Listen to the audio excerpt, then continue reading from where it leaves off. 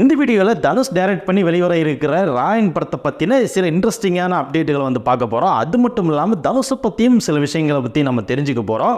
First Dhanush வந்து தன்னோட 16 வயசுலேயே வந்து ரஜினி மேலே மிகப்பெரிய பொறாமையில் இருந்திருக்காரு. அது என்னன்னு உங்களுக்கு தெரியுமா? அதை சொல்கிறேன். அதுக்கப்புறமா டைரக்டர் செல்வராகவன் ஆகட்டும், எஸ்ஜே சூர்யாவாகட்டும், நம்ம பிரகாஷ்ராஜ் ஆகட்டும், இவங்கெல்லாம் சேர்ந்து தனுஷை பற்றி ஒரு விஷயம் சொல்லியிருக்காங்க. அதை கேட்ட ரசிகர்கள்லாம் வந்து பயங்கரமாக ஷாக் ஆகியிருக்காங்க. என்னடா தனுஷை பற்றி இப்படியெல்லாம் சொல்லியிருக்காங்களேன்னு சொல்லிட்டு. அது உங்களுக்கு தெரியுமா? அதையும் சொல்கிறேன். அதுக்கப்புறமா சுஜித்ராவை பற்றி வந்து தனுஷ் வந்து டைரெக்டாக பேசாமல் இன்டைரக்டாக பேசக்கூடிய காரணம் என்ன, எதுக்கு வந்து இன்டைரக்டாக பேசுகிறாரு, சுஜித்ரா பேரை யூஸ் பண்ணாமல் தனுஷ் வந்து இன்டைரக்டாக பேசுகிறதுக்கு காரணங்கள் என்ன அப்படிங்கிறதையும் இந்த வீடியோவில் நம்ம தெரிஞ்சுக்க போகிறோம். அது மட்டும் இல்லாமல் ராயன் படம் வந்து சென்சாருக்கு போகும்போது அங்கே மிகப்பெரிய அதிர்ச்சியான விஷயம் நடந்தது. இதை வந்து கலாநிதி மாறன் வந்து அந்த சம்பவத்தை பண்ணியிருக்காரு. அது என்னங்கிறதையும் இந்த வீடியோவில் நீங்கள் தெரிஞ்சுக்க போகிறீங்க. இந்த படத்துக்குள்ள மியூசிக் போடவே முடியாதுங்கன்னு சொல்லிட்டு ரஹ்மான் வந்து தனுஷுக்கிட்டே டேரெக்டாக ஃபோன் பண்ணி சொல்லியிருக்காரு. எதனால் வந்து ராயன் படத்தை ஃபஸ்ட்டு ரிஜெக்ட் பண்ணார், அதுக்கப்புறம் திரும்பி எப்படி செலக்ட் பண்ணார் அப்படிங்கிறதையும் இந்த வீடியோவில் நீங்கள் தெரிஞ்சுக்க போகிறீங்க. இந்த ராயன் படத்தோட ஆடியோ லான்ச்சில் வந்து தனுஷ் வந்து சூப்பராக வந்திருந்தார். அதில் வந்து அவர் கட்டியிருந்த வாட்சை பற்றி நீங்கள் கவனிச்சிங்களா? அந்த வாட்ச் என்ன பிராண்டு, என்ன ரேட்டு அப்படிங்கிறதையும் இந்த வீடியோவில் நம்ம பார்க்க போகிறோம். ஸோ ஸ்கிப் பண்ணாமல் பாருங்கள். இந்த வீடியோ ரொம்ப இன்ட்ரெஸ்டிங்காக இருக்க போகுது. கடைசி வரைக்கும் பாருங்கள். தனுஷோட ஃபேன்ஸ் எல்லாம் இப்போ ஒரு லைக் பண்ணிடுங்க. நம்ம சேனலுக்கு புதுசாக வந்திருந்தால் சப்ஸ்கிரைப் கொடுத்துருங்க. வாங்க நேரம் வீடியோக்குள்ள போகலாம். ஓகே, இப்போ நம்ம தனுஷை பற்றி பார்த்துறோம். தனுஷோட ஆரம்பகால படங்களான துள்ளுவதோ இளமை, காதல் கொண்டேன், இந்த படங்கள்லாம் வந்து ரிலீஸ் ஆகும்போது நம்ம சினிமா விமர்சகர்கள்லாம் என்ன எழுதுனாங்கன்னா வந்து, யாரா இந்த பையன், இந்த பையனுக்கு ஒரு ஹீரோலுக்கே இல்லையாப்பா, இந்த பையனுக்கு உடம்பு இல்லையாப்பா, கலராகவும் இல்லையாப்பா, ஒரு ஹீரோ அம்சமே இல்லாத பையன் எப்படிப்பா நடித்து என்ன பண்ண போகிறான் அப்படிங்கிற மாதிரியெல்லாம் வந்து நிறையா நெகட்டிவிட்டியான விஷயங்களை வந்து எழுதுனாங்க. ஆனால் அந்த படங்கள் எல்லாமே வந்து ஸ்டார்டிங் 2-3 படங்கள் வந்து தனுஷுக்கு மிகப்பெரிய ஹிட்டை கொடுத்தது. அதனாலேயே வந்து அவர் தன்னோட முயற்சியை வந்து ஒருபோதும் வந்து தவற விடாமல் தொடர்ந்து முயற்சி பண்ணிகிட்டே இருந்தார். அவரோட அண்ணன் செல்வராகவன் தான் வந்து தனுஷை இந்த அளவுக்கு ஒரு மிகப்பெரிய நடிகராக வந்து குவாலிட்டியான நடிகராக வந்து உருவாக்கியிருக்காரு. செல்வராகவன் தொடர்ந்து தன்னோட படங்களை தன்னோட தம்பியை வச்சு தனுஷை வச்சு நிறைய படங்கள் எடுத்து ஹிட் கொடுத்தாரு. அது ஒரு மிகப்பெரிய காரணம். தனுஷோட இன்றைக்கி தனுஷ் வந்து ஒரு ஹாலிவுட் படத்தில் நடிச்சிருக்காருனா அதுக்கு ஸ்டார்டிங்கில் பிள்ளையாக சொல்லி போட்டது செல்வராகவன் தான். இன்றைக்கி தனுஷோட ஆல் கிரெடிட்ஸும் வந்து செல்வராகவன் தான் போய் சேரும். சரி, ஓகே. தனுஷ் வந்து தன்னோட 16 வயசுலேயே வந்து ரஜினி மேலே மிகப்பெரிய பொறாமையில் இருந்தாருன்னு சொன்ன பார்த்தீங்களா? அது என்னென்னா வந்து தனுஷ் தன்னோட 16 வயசில் வந்து ரஜினியோட மிகப்பெரிய ரசிகராக இருந்திருக்காரு. இன்றைக்கும் ரஜினியோட ரசிகராக தான் இருக்கார். அப்படி இருக்கும்போது வந்து ரஜினியை பார்க்குறக்கு அவர் வீட்டுக்கு நிறைய டைம் போயிருக்காராம் சின்ன பையனாக இருக்கும்போது. அப்போ வந்து அவரோட பேக்ரவுண்ட் வந்து ஒரு நடிகர் கிடையாது, அப்போது ஒரு சின்ன பையன். அப்படி இருக்கும்போது வந்து எப்படியாவது நம்ம தலைவரை பார்த்தேன்னு சொல்லிட்டு நிறைய டைம் வீட்டுக்கெல்லாம் போய் செக்யூரிட்டிலாம் கேட்டுட்டு தலைவரை பார்க்கணும்னு சொல்லிட்டு அவர் வீட்டை வந்து ரொம்ப நேரம் வந்து அசந்து பார்த்துட்டே இருப்பாராம். அடடா, நம்ம தலைவர் மாதிரி நம்ம வீடு கட்டினா எப்படி இருக்கும், இந்த பக்கம் வந்து ஜெயலலிதா அவர்களோட வீடு, இந்த பக்கம் வந்து சூப்பர் ஸ்டார் ரஜினிகாந்த் அவர்களோட வீடு, ஏன் நம்ம இந்த ஏரியாவில் நம்மளும் ஒரு வீடு கட்டினா எப்படி இருக்கும் அப்படின்னு சொல்லிட்டு அன்னைக்கே வந்து கனவு காண்டிருக்காரு நம்ம தனுஷ். அதனால் வந்து நம்ம ஃப்யூச்சரில் ஒரு பெரிய ஆள் ஆனால் இந்த மாதிரி போயஸ் கார்டனில் நம்ம ஒரு வீடு கட்டணும், அது தலைவர் வீட்டுக்கிட்டே நம்ம வந்து ஒரு வீட்டை மிகப்பெரிய வீட்டை கட்டணும்னு சொல்லிட்டு சின்ன வயசுலேருந்தே தனுஷ்க்கு ஒரு ஆசை இருந்திருக்குது. அந்த ஆசையின் காரணமாக தான் இன்றைக்கி வந்து தனுஷ் வந்து இப்போ ரீசெண்டாக போயஸ் கார்டனில் மிகப்பெரிய ஒரு வீட்டை கட்டியிருக்காரு. அதுக்கு காரணமாக இருந்தது நம்ம சூப்பர் ஸ்டார் ரஜினிகாந்த் அவர்கள் தான். ரீசெண்டாக நடந்த ஆடியோ லான்ச்சில் வந்து தனுஷ் அவர்கள் வந்து ஷேர் பண்ணியிருக்காரு. பாடகி சுஜித்ரா அவர்கள் வந்து தனுஷை பற்றி தொடர்ந்து வந்து அவதூறு வந்து சோசியல் மீடியாவில் பரப்பிட்டே வந்துருந்தாங்க. எந்த பேட்டி எடுத்தாலும் தனுஷை பற்றி பேசி முடிக்காத பேட்டியே கிடையாது அப்படின்னு தான் சொல்லணும். அப்படி இருக்கும்போது சுஜித்ரா வந்து தினமும் வந்து தனுஷை பற்றியே பேசி தனுஷோட வளர்ச்சிக்கு ஒரு முட்டுக்கட்டையாக வந்து இருந்துகிட்டு இருக்காங்க. அப்படி இருக்கிற இந்த சூழ்நிலையில் வந்து தனுஷ் வந்து ஆடியோ லான்ச்சில் வந்து சுஜித்ராவை பற்றி டைரெக்டாக பேசாமல் இன்டைரக்டாக பேசியிருக்காரு. அது என்ன பேசியிருக்காருன்னா வந்து, நான் யாருன்னு எனக்கு தெரியும், எங்கள் அப்பா அம்மாவுக்கு தெரியும், என்னோடய பசங்களுக்கு தெரியும், என்னை சுற்றி இருக்கிற ஃப்ரெண்ட்ஸ் சர்க்கிளுக்கு தெரியும், அதை விட அதிகமாக என்னோடய ரசிகர்களுக்கு என்னை பற்றி நல்லாவே தெரியும். அதனால் நான் வந்து மற்றவங்க சொல்கிறதுக்கெல்லாம் வந்து நான் வந்து அசர போகிறதில்ல, அவங்க சொல்கிறத நான் கேர் பண்ணிக்க போகிறதும் இல்லை. ஏன்னா நான் யாருங்கிறத இந்த உலகம் வந்து தெரிஞ்சுட்டு தான் இருக்குது. அதுக்குண்டான நாளும் வரும். அதனால் நான் எல்லாத்தையும் சைலண்ட்டாக வேடிக்கை பார்க்குறேன் அப்படிங்கிற மாதிரி ஒரு டாக்கை வந்து தனுஷ் வந்து இந்த ராயன் ஆடியோ லான்ச்சில் வந்து உடச்சிருக்கிறாரு. இது வந்து தனுஷோட ஹேட்டர்ஸ்க்கெல்லாம் வந்து மிகப்பெரிய ஒரு செருப்படியாக வந்து விழுந்திருக்குன்னு நினைக்கிறேன். ஏன்னா தனுஷ் வந்து பேசாமல் இல்லை, தனுஷ் நடிச்சிருந்தா ஒரு இன்டர்வியூவோ இல்லை டைரெக்டாக போயோ ஏதோ ஒரு சம்பவம் வந்து பண்ணியிருக்க முடியும். ஏன் வந்து தனுஷ் வந்து இந்தளவுக்கு பொறுமையாக இருக்கிறாருன்னா, பேசுகிறவன் 1000 பேசிட்டு தான் இருப்பா, எல்லாத்துக்குமே வந்து நம்ம ரியாக்ட் பண்ணிட்டு இருக்கக்கூடாது. ரியாக்ட் பண்ணால் அது நம்மளுக்கு தான் அசிங்கம். அதனால் வந்து நம்மளோட வேலைகளை மட்டும் ஃபோக்கஸ் பண்ணலான்னு சொல்லிட்டு தனுஷ் வந்து தொடர்ந்து தன்னோட படங்களில் படு பிஸியாக வந்து நடிச்சிட்டு இருக்காரு. எந்த ஒரு தவறான விமர்சனங்களுக்கும் வந்து நம்ம செவி கொடுத்து அதுக்கு வந்து நம்ம ரியாக்ஷன் கொடுத்துட்டு இருக்கக்கூடாது அப்படிங்கிற ஒரே காரணத்துக்காக தன்னோட வேலைகளை மட்டுமே கான்சன்ட்ரேட் பண்ணி தனுஷ் வந்து இன்றைக்கி படங்களில் படு பிஸியாக இருக்கிறாரு. அடுத்தது குபேரான்னு சொல்லிட்டு ஒரு படத்தில் வந்து நடிச்சிட்டு இருக்காரு. அந்த படமும் இந்த இயர் எண்டிங்குள்ளே அந்த படம் ரிலீஸ் ஆக போகுது. அப்படி இருக்கும்போது தொடர்ந்து படங்களில் மட்டுமே கவனம் செலுத்திட்டு இருக்காரு. இந்த மாதிரி நெகட்டிவாக எந்த விஷயங்கள் வந்தாலும் நம்ம ஃபேஸ் பண்ணிக்கலாம் அப்படிங்கிறதுக்காக வந்தும் தனுஷ் வந்து மறைமுகமாக தான் வந்து தன்னோட ஃபேன்ஸ்க்கு வந்து தன்னோட நிலைமையை வந்து உறுதிப்படுத்திட்டு இருக்கிறாரு. அப்படி இருக்கும்போது இன்னும் ஒரு சிலர் வந்து என்ன பேசிக்கிறாங்கன்னா வந்து ஏன் வந்து தனுஷ் வந்து ரியாக்ட் பண்ணலன்னா தன்னோட பிஸ்னஸ் வந்து கெட்டு போயிடும், தன்னோட படங்கள் ரிலீஸ் ஆகி அது வந்து ஓடாமல் போயிடுமோ அப்படிங்கிறது வந்து தனுஷ் பயந்துட்டார். அதனால தான் வந்து சுஜித்ரா பற்றி வாயை திறக்க மாட்டேங்கிறாரு அப்படிங்கிற ஒரு டாக்கில் வந்து மற்றவங்களாம் வந்து சோசியல் மீடியாவில் ரைட்டப் பண்ணிகிட்டு இருக்காங்க. ஆனால் அது உண்மை கிடையாது. என்னதான் வந்து பேசிகிட்டு இருந்தாலும் ரியாக்ஷன் கொடுத்தாலும் அது வந்து அதனால் எதுவும் நடக்க போகிறது கிடையாது. நம்ம வந்து யாரும் ப்ரூவ் பண்ணோம்னா நம்மளோட வேலைகளில் நம்ம கவனம் செலுத்தணும் அப்படிங்கிறத வந்து தனுஷ் வந்து உறுதியாக இருக்கிறாரு. இந்த ஆடியோ லாஜில் வந்து பிரகாஷ்ராஜ் வந்து தனுஷை பற்றி ஒரு சூப்பரான விஷயம் சொன்னாருங்க. அது என்னென்னா வந்து தனுஷோட வளர்ச்சியை பார்க்கும்போது எனக்கே மிகப்பெரிய பெருமிதமாக இருக்குது. ஏன்னா வந்து தனுஷ் கூட நான் ஒர்க் பண்ண படத்தில் ஒரு வசனம் வந்து நான் பேசியிருக்கேன். என்னென்னா வந்து 10 கிலோ எலும்பும் 5 கிலோ சதையை வச்சுட்டு எப்படா இப்படி துள்ளிட்டு இருக்க அப்படின்னு வந்து ஒரு வசனம் பேசியிருந்தேன்.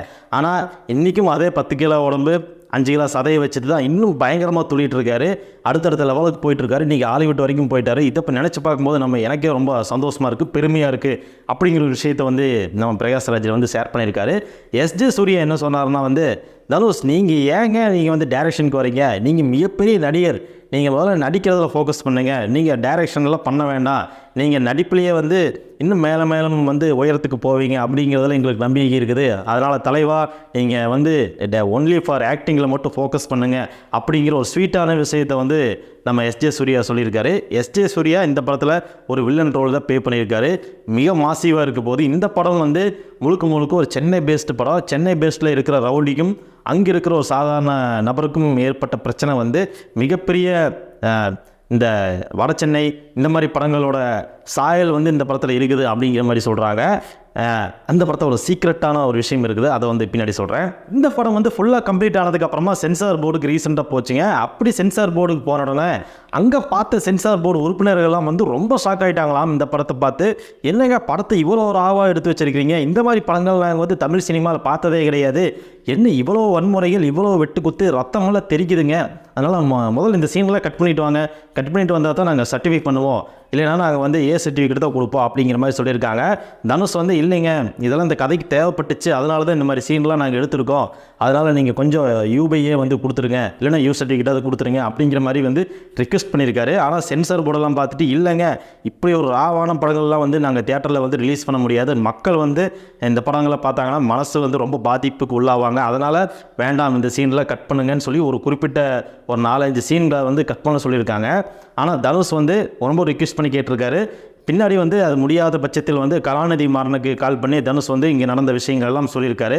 ஆனால் கலாநிதி மாறன் வந்து ஓப்பன் டாக்காக என்ன சொல்லியிருக்காருன்னா வந்து தனுஷ் சார் நீங்கள் ஒன்றும் ஃபீல் பண்ணாதீங்க, விட்டுங்க, நான் படம் ஃபுல்லாக பார்த்துட்டேன், எந்த சீனையும் கட் பண்ணாதீங்க, அவங்க என்னவோ பண்ணிட்டு போட்டோம், என்ன சர்டிஃபிகேட்டாலும் கொடுத்துட்டு போட்டேன், அதை பற்றி எனக்கு கவலை இல்லை, இந்த படத்துக்கு அந்த சீன்லாம் ரொம்ப முக்கியம், நீங்கள் எடுத்துட்டிங்கன்னா அது அவ்வளோ சுவாரஸ்யம் இருக்காது, அதனால் அவங்க சர்டிஃபிகேட் கொடுத்தாலும் பரவாயில்ல, நீங்கள் பார்த்துக்கலாம், வாங்க நீங்கள் கிளம்பி வந்துடுங்க, நான் பார்த்துக்கிறேன், சர்டிஃபிகேட் கொடுத்தாலும் பரவாயில்ல, நீங்கள் வாங்க, கதை மேலே நம்பிக்கை இருக்குது, இந்த படம் ஹிட் ஆகும்னு சொல்லிட்டு போல்டாக வந்து அடிச்சுட்ருக்காரு. சென்சார் போர்ட்லேயும் சொன்னோன்னே சென்சார் போர்ட்லேயும் ஷாக் ஆகிருக்காங்க, என்னடா இப்படி சர்டிஃபிகேட்லாம் இப்போ இருந்தாலும் பரவாயில்லையேன்னு சொல்லிட்டு சீனை கட் பண்ண மாட்டேங்கிறாங்களேன்னு அவங்களே ஷாக் ஆகிட்டாங்களாம்.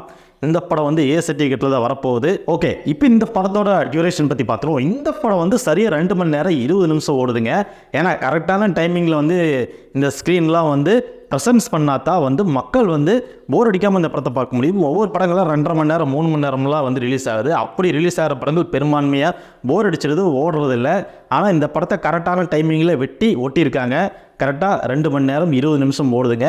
அதனால் டியூரேஷனில் எந்த பிரச்சனையும் இல்லைன்னு தான் எனக்கு தோணுது. சரி, அடுத்ததாக வந்து இந்த படத்துக்கு வந்து மியூசிக் பண்ணது நம்ம இசை புயல் ஏஆர் ரஹ்மான். ரகுமானை வந்து தனுஷ் சூஸ் பண்ண காரணம் என்னென்னா தன்னோட 50வது படங்கிற ஒரு ஸ்பெஷலான ரீசனும் இருக்குது. ஃபஸ்ட்டு இந்த கதையை சூஸ் பண்ணோன்னே ரகுமானுக்கு ஃபோன் அடித்து தனுஷ் வந்து கேட்டிருக்காரு, சார் நீங்கள் நம்ம படத்துக்கு மியூசிக் பண்ணி கொடுத்தீங்கன்னா நல்லாயிருக்கும் அப்படின்னு சொல்லிட்டு. ஆனால் ரகுமான் வந்து ரொம்ப நேரம் யோசிச்சிட்டே இருந்தாராம். யோசிச்சுட்டு சரிங்க நான் பார்த்து சொல்கிறேன்ட்டு கட் பண்ணிட்டாரா. திருப்பி வந்து ரகுமானை கூப்பிட்டு, தனுஷ் நான் வந்து இப்போ ரொம்ப பிஸியாக ஒர்க் பண்ணிட்டுருக்கேன், எனக்கு வந்து 30 படங்களுக்கு மேலே வந்து ஒர்க் பண்ண வேண்டியிருக்கு, எல்லா படங்களுக்கும் இப்போ தான் வேலைக்கு போயிட்டுருக்குது, இந்த சமயத்தில் உங்களோட படத்துக்கு என்னால் ஒர்க் பண்ண முடியுமான்னு தெரியல, அது கொஞ்சம் டவுட்டான விஷயமா தான் இருக்குது, இருந்தாலும் நான் வந்து உங்களுக்காக நான் பண்ணி கொடுக்குறேன், ஏன்னா இது உங்கள் படம், நீங்கள் வந்து டைரக்ட் பண்ணியிருக்கீங்க, உங்களோட கதையோட ஸ்டோரியோட நரேஷன் வந்து எனக்கு பிடிச்சிருந்தது, உங்கள் மேலே நம்பிக்கை இருக்குது, அதனால் இந்த படத்தை நானே பண்ணி கொடுக்குறேன், நான் எவ்வளோ பிஸியாக இருந்தாலும் பரவாயில்ல உங்களுக்காக நான் பண்ணுற தனுஷ் அப்படின்னு சொல்லிட்டு ரகுமான் சொன்ன விஷயம் வந்து தனுஷ்க்கு ரொம்ப பிடிச்சிருந்ததால் அதை வந்து இந்த ஆடியோ லான்ச்சில் ரொம்ப கிளியராக வந்து ஷேர் பண்ணியிருந்தார் தனுஷ். ஓகே, இந்த படம் வந்து எப்படி இருக்க போகுதுன்னா வந்து முழுக்க ஒரு சென்னை பேஸ்டு படம். சென்னையில் ஒரு 2 கேங்ஸ்டருக்கு நடக்கிற பிரச்சனையை தான் வந்து படம் எடுத்திருக்காரு தனுஷ். இந்த படங்களில் வந்து யாரோட சாயலை வந்து எதிர்பார்க்கலாம்னா வெற்றிமாறனோட சாயலை வந்து எதிர்பார்க்கலாம். வெற்றிமாறன் தன்னோட படத்துக்கு எப்படி ஒர்க் பண்ணியிருப்பாரோ அதே மாதிரி வந்து இந்த படத்துலையும் வந்து தனுஷ் வந்து ஒர்க் பண்ணியிருக்காரு. ஏன்னா லைட்டாக வடச்சென்னை வாசம் வந்து அடிக்குது அப்படிங்கிற மாதிரி சொல்கிறாங்க. ஏன்னா வந்து தனுஷோட தொடர்ந்து வெற்றி படங்களை கொடுத்தது வந்து வெற்றிமாறன் அவர்கள் தான். ஏன்னா அவர்கிட்ட இருந்து நிறைய விஷயங்களை வந்து தனுஷ் கற்றுக்கிட்டாராம். அவரோட டைரக்ஷன்லேயும் சரி, அவரோட ஸ்கிரிப்ட்லேயும் சரி, நிறைய விஷயங்கள் தன்னோட படங்களில் அதை வந்து அப்ளை பண்ணியிருக்காங்க அப்படிங்கிற மாதிரி வந்து நிறையா சினிமா வட்டாரங்கள் இருக்கிறவங்களாம் சொல்லிட்டு இருக்காங்க. அப்படி வந்து தன்னோட ஒரு டைரக்டர் குருவாக வந்து வெற்றிமாறனை தான் அவர் வந்து எடுத்திருக்காரு. அவரோட ரோலை வந்து இவர் வந்து தன்னோட படத்தில் வந்து யூஸ் பண்ணி நம்மளும் இந்த மாதிரி தான் ஒரு படம் எடுக்கணும், நம்ம வந்து வெற்றிமாறன் என்னென்ன டெக்னிக் யூஸ் பண்ணுறாரோ அதே டெக்னிக்கை வந்து நம்ம யூஸ் பண்ணணும், அவர் மாதிரியே படம் எடுத்து சக்ஸஸ் பண்ணணும் அப்படிங்கிற ஒரு குறிக்கோளோட தனுஷ் வந்து சுற்றிட்டு இருக்காரு அப்படிங்கிற மாதிரி சொல்கிறாங்க. அடுத்ததாக இந்த படம் முடிஞ்ச உடனே ஹிந்தியில் ஒரு படத்தை வந்து டைரக்ட் பண்ண போகிறாரு அப்படிங்கிற மாதிரி வந்து இந்த சினிமா வட்டாரங்களை பேசிக்கிறாங்க. ஹிந்தியில் வந்து மிகப்பெரிய நடிகரை வச்சு அங்கே ஒரு ஆக்ஷன் படத்தை வந்து எடுக்க போகிறாரு அப்படிங்கிற மாதிரி வந்து சினிமா வட்டாரங்களில் பேசிகிட்டு இருக்காங்க. அது எந்த அளவு உண்மைன்னு தெரியல. இந்த படம் ரிலீஸ் ஆனதுக்கப்புறம் தான் தனுஷோட அடுத்த கட்ட நடவடிக்கை நம்மளுக்கு தெரியும். இந்த ஆடியோ லான்ச்சில் வந்து தனுஷ் வந்து ஒரு வாட்ச் கட்டிட்டு வந்திருந்தாருங்க. அந்த வாட்ச் வந்து இப்போ சோசியல் மீடியாவில் தீயா பரவிட்டு இருக்குதுங்க. அந்த வாட்சோட பேர் என்னென்னா FB ஜர்னி இன்மினிட் எஃபெக்ட் அப்படிங்கிற வாட்ச் தான் வந்து தனுஷ் வந்து கட்டிட்டு வந்திருந்தாரு. அந்த வாட்சோட ப்ரைஸை கேட்டிங்கன்னா நீங்களும் அசந்து போயிடுவீங்க. அது எவ்வளோனா சுமார் இந்திய ரூபாய் மதிப்பில் வந்து 85,51,888 ரூபா. அவ்வளோதாங்க ப்ரைஸு, ரொம்ப சீப்பாக இருக்குல்ல. ஓகே, இந்த வீடியோவோட முடிவுக்கு வந்துட்டோம். தனுஷ்கிட்ட இருந்து ஒரு விஷயத்தை நம்ம எடுத்துக்கிறோம் அப்படின்னா வந்து இந்த தாழ்வு மனப்பான்மைங்கிற ஒரு விஷயம் வந்து நிறைய பேரை வந்து ஆட்டி படைச்சிட்டு இருக்குங்க. ஒரு விஷயத்தை பேசுறதுக்காகட்டும், ஒரு விஷயத்தை செய்கிறதுக்காகட்டும், நாங்களாம் போனால் நம்ம பேச்செல்லாம் கேட்பாங்களா, நம்மளாம் போனால் நம்மளை பார்ப்பாங்களா அப்படிங்கிற மாதிரி ஒரு தாழ்வு மனப்பான்மை வந்து எல்லாத்துக்குள்ளே இருக்கும். அப்படி இருக்கும்போது அந்த தாழ்வு மனப்பான்மையை வந்து நம்ம சக்ஸஸை வந்து தடை போட்டுரும். நம்ம வந்து எந்த விஷயத்தையும் சாதிக்க முடியாது. ஃபஸ்ட்டு தாழ்வு மனப்பான்மையை தூக்கி வீசிட்டு என்னால் முடியும், நானும் பேசுவேன், நானும் எழுதுவேன், நானும் பாடுவேன் அப்படிங்கிற மாதிரி ஒரு போல்டான ஒரு ஆட்டிடியூடை வந்து நம்ம வளர்த்துக்கணும். ஃபேஸ் எப்படி வேணா இருக்கலாம், உடம்பு எப்படி வேணா இருக்கலாம், அசிங்கமாக இருக்கலாம், எல்லாருமே அழகாக இருந்துட முடியாது. ஆனால் டேலண்ட் வந்து என்றைக்குமே வந்து சக்ஸஸ் ஆகும். டேலண்ட்டும் முயற்சியும் தொடர்ந்து வந்து எஃபர்ட் போட்டுக்கிட்டே இருந்து ஒரு விஷயத்தை ட்ரை பண்ணிகிட்டே இருந்தால் கம்பல்சரி அது சக்ஸஸ் ஆகும். அதுக்கு ஃபேஸோ உடம்போ அழகோ இது எதுவுமே முக்கியம் இல்லை அப்படிங்கிறத வந்து தனுஷ் வந்து ப்ரூவ் பண்ணியிருக்காரு. அது அந்த வழியில் வந்து நம்மளும் வந்து தனுஷை வந்து ஃபாலோ பண்ணி நம்மளோட தாழ்வு மனப்பான்மைகளை தூக்கி வீசிட்டு நம்மளோட இலக்கை நோக்கி தொடர்ந்து நம்ம முயற்சி பண்ணிகிட்டே இருந்தால் தனுஷ் மாதிரியே நம்மளும் மிக பிரகாசமாக வந்து ஒளிர முடியும் அப்படிங்கிறத இந்த வீடியோவோட கருத்து. ஸோ தனுஷ் ஃபேன்ஸ் எல்லாம் வந்து நீங்கள் பார்த்துட்டு இருந்தீங்கன்னா இந்த வீடியோவுக்கு ஒரு லைக்கை போட்டுருங்க, உங்கள் ஃபேமிலி ஃப்ரெண்ட்ஸ்க்கெல்லாம் வந்து ஷேர் பண்ணிவிடுங்க. குறிப்பாக தனுஷோட மிகப்பெரிய வெறியர்களுக்கு இந்த வீடியோவை வாட்ஸ்அப்லேயோ இல்லை இன்ஸ்டாகிராம்லேயோ ஃபேஸ்புக்லேயோ ஷேர் பண்ணி விட்ருங்க. சரி, இந்த வீடியோவோட முடிவுக்கு வந்துட்டோம். இந்த வீடியோ உங்களுக்கு பிடிச்சிருந்தா மறக்காமல் லைக் பண்ணுங்கள், ஷேர் பண்ணுங்கள், சப்ஸ்கிரைப் பண்ணுங்கள். நீங்கள் நம்ம சேனலுக்கு புதுசாக வந்திருந்தால் இப்போயே ஒரு லைக் பட்டன் போட்டுவிட்டு நம்ம யூடியூப் சேனலை வந்து சப்ஸ்கிரைப் பண்ணிடுங்க. ஓகே, நன்றி, வணக்கம்.